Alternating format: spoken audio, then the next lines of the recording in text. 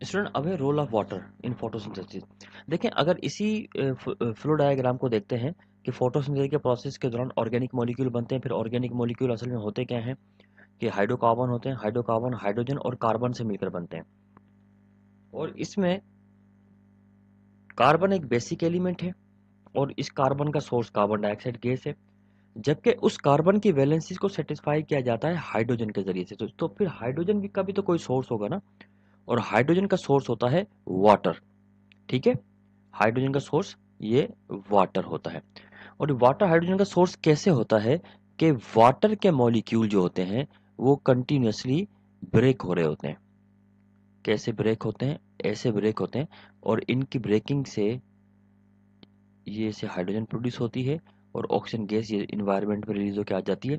और ये हाइड्रोजन जो होती है ये कंटिन्यूसली कार्बन के साथ रिएक्ट करके हाइड्रोकार्बन्स बनाती रहती है। इसका मतलब ये हुआ कि इस फोटोसिंथेसिस के रिजल्ट में जो बाय प्रोडक्ट के तौर पर ऑक्सीजन बन रही है वो कहाँ से आ रही है? By the splitting of water. Water की स्प्लिटिंग से आ रही है वो आपके पास गैस।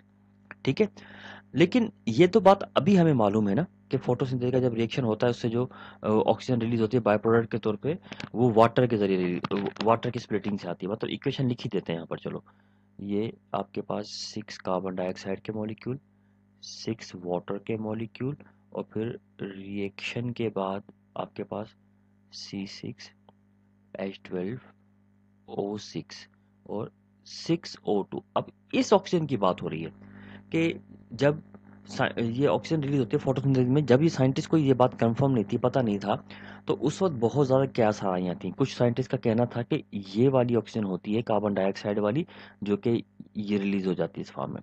कुछ का कहना था कि ऑक्सीजन वाली रिलीज होती है। बहरहाल ये इफ और देन थे काफ़ी सारे।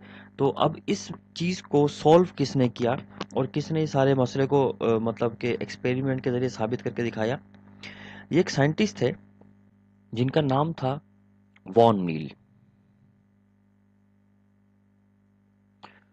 वॉन नील जो था, इन्होंने 1940 में एक एक्सपेरिमेंट किया और उस एक्सपेरिमेंट के बाद इस बात को साबित कर दिया कि ड्यूरिंग द फोटोसिंथेसिस जो ऑक्सीजन रिलीज होती है ये वाटर के मॉलिक्यूल की स्प्लिटिंग से आती है, कार्बन डाइऑक्साइड से नहीं आती।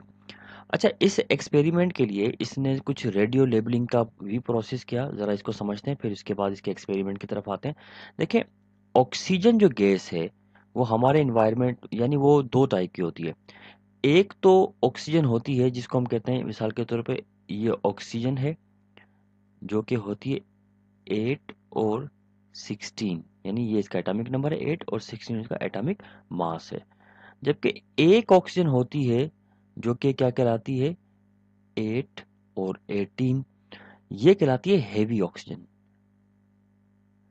हैवी ऑक्सीजन कहलाती है और ये रेडियो एक्टिव आइसोटोप होती है। ठीक है, रेडिएशन इससे निकलती है। अब इसने एक्सपेरिमेंट के लिए दो इसने मतलब कंपाउंड तैयार किए। एक वाटर का मॉलिक्यूल तैयार किया और इसमें 18 वाली ऑक्सीजन को इस्तेमाल किया और एक कार्बन डाइऑक्साइड का मॉलिक्यूल इस्तेमाल किया, इसमें भी 18 वाली ऑक्सीजन को इस्तेमाल किया। पहले एक्सपेरिमेंट में इसने इस वाटर के मॉलिक्यूल को नॉर्मल कार्बन डाइऑक्साइड से रिएक्ट करवाया और ये साबित किया कि देखो वाटर के मॉलिक्यूल से ये जो है ना ऑक्सीजन प्रोड्यूस होती है। और दूसरे एक्सपेरिमेंट में कार्बन डाइऑक्साइड को नॉर्मल वाटर के मॉलिक्यूल से रिएक्ट करवाया, ये बात साबित करने के लिए कि एक्सपेरिमेंट बिल्कुल ठीक किया गया है। तो अब हम क्या करते हैं कि इस एक्सपेरिमेंट को देखते हैं कि इस एक्सपेरिमेंट में इन्होंने क्या परफॉर्म किया था ताकि ये एक्सपेरिमेंट प्रॉपरली हम समझ सकें। इस एक्सपेरिमेंट में सबसे पहले इसने क्या किया कि इस वाटर के मॉलिक्यूल के रिएक्शन को कराया। अब वाटर के मॉलिक्यूल का जब रिएक्शन करवाया गया तो इसमें जो वाटर लिया गया, पहले मैं इसको लिख देता हूँ फिर इसके बाद इसके ऊपर सिंबल्स बनाता हूँ। ये क्या होगा? ये 6 ये हैं और 6 ये हैं।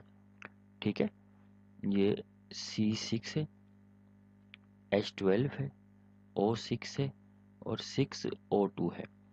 ठीक है, अब इसके ऊपर मतलब हम लगा देते हैं नंबर के ये 18 वाला इसने लिया, ये 16 एटॉमिक मास वाली ऑक्सीजन कार्बन डाइऑक्साइड ली। जब रिएक्शन हुआ तो रिएक्शन के दौरान हुआ ये कि जो ऑक्सीजन प्रोड्यूस हुई यानी 6 ऑक्सीजन के जो मॉलिक्यूल प्रोड्यूस हुए थे, ये 6 ऑक्सीजन लिखा हुआ है, 6 ऑक्सीजन है, कार्बन डाइऑक्साइड नहीं है, 6 ऑक्सीजन। ठीक है, तो उसका एटॉमिक मास 18 था, मतलब वो रेडियो एक्टिव टाइप का जो ना ऑक्सीजन रिलीज हुई थी।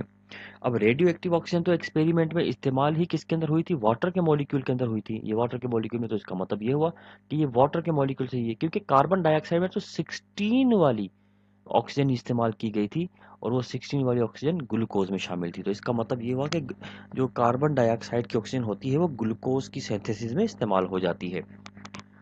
अब एक्सपेरिमेंट नंबर 2 में इस बात को कंफर्म किया गया। कैसे? इसमें वाटर का जो मॉलिक्यूल था इस मर्तबा नॉर्मल वाला लिया, 6 वाटर के मॉलिक्यूल, 6 कार्बन डाइऑक्साइड के मॉलिक्यूल और फिर C6H12O6 6O2। अब इस दफा इन्होंने क्या किया कि इसको नॉर्मल ऑक्सीजन ली, ऑक्सीजन वाला वाटर लिया, जबकि इसको मतलब ये वाला यहाँ पर इस्तेमाल किया, मतलब रेडियो एक्टिव जो थी कार्बन डाइऑक्साइड को इसमें यूज किया। जब रिएक्शन हुआ तो इस रिएक्शन के बाद जो ग्लूकोज का मॉलिक्यूल बना वो रेडियो एक्टिव नेचर का बन गया और ऑक्सीजन जो थी वो नॉर्मल ऑक्सीजन नहीं, मतलब इसमें कोई रेडिएशन नहीं थी और वेट भी इसका नॉर्मल था। और इस एक्सपेरिमेंट से बात साबित हो गई कि फोटोसिंथेसिस के प्रोसेस में जो ऑक्सीजन रिलीज होती है वाटर के मॉलिक्यूल की स्प्लिटिंग के जरिए से ही होती है। और इस स्टेटमेंट को नाम दिया गया वॉन नील हाइपोथेसिस कि during the process of photosynthesis oxygen release by the splitting of water molecule, not from carbon dioxide molecule.